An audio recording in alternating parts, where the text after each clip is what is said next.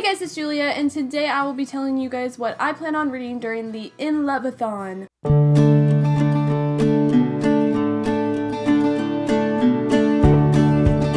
So if you don't know what the Inloveathon is, it is a Valentine's themed readathon that is happening from the 9th to the 15th of February, and I'm really excited to do it. It is hosted by Allie over at HardbackHoarder and a few other really great booktubers, one of those being Tiny Book Dragon, Vanessa over at Paper Faerie, and I definitely wanted to take part in this because I love Valentine's Day. I love the warm, cozy feelings that you get around this time, and so I am going to be participating, but I only have 5 books. You're supposed to complete 7 challenges, but I'm not going to be completing 7 challenges because I couldn't get my books to fit into more than one category, and I knew that I couldn't read 7 books, so I'm not going to try. Okay, so there are 10 prompts that you can choose from, and I will put those down below for you guys to check out in case you guys want to participate in this as well. It does start tomorrow, so if you are going to do it, you should get that TBR posted immediately.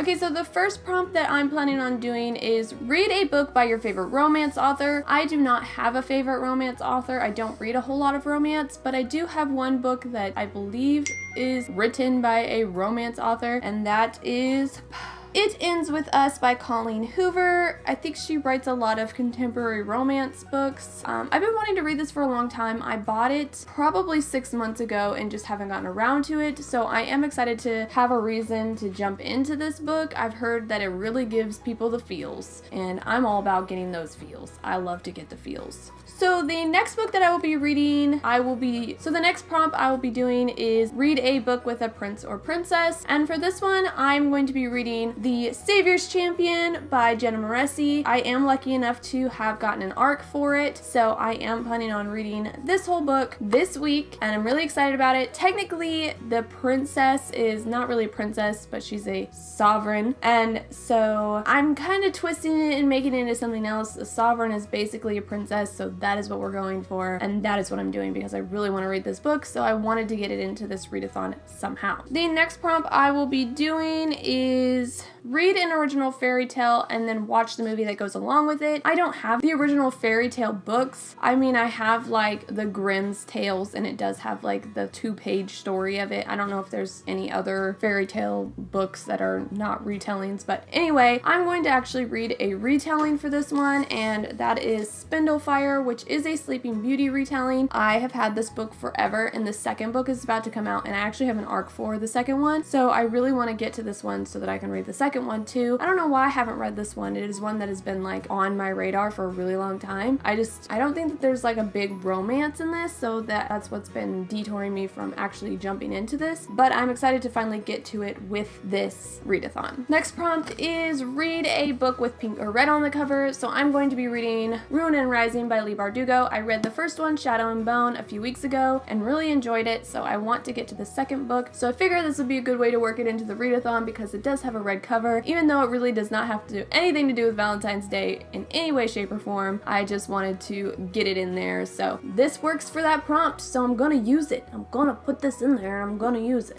The next prompt that I'll be doing is read a book with one of your favorite romantic tropes in it. I'm going to be picking the third book in the Fallen Kingdom series. Now, I'm not for sure that this has a romantic trope in it, but from the previous books in the series, I'm guessing that it does, and so that is why I picked it for this one. I read the first and second book a couple months ago and really loved them. Well, I didn't really love the first one, but I loved the second one, so I definitely want to continue on with the series, and I haven't gotten to this one yet, so I wanted to read it for this. And also, Allie just mentioned that she read one of the later books and that it was amazing, that she read it in like 2 days or something, so I'm like really excited to get to it. I think it was the newest one that just came out this month, and so I'm like, yes, I need to just finish this series up here soon. I have this real problem with like actually finishing series. Like I get to the last few books and I'm like, no, because I don't want them to end, so I just like try not to read them, but I need to start finishing some series here pretty soon. Okay, so that is it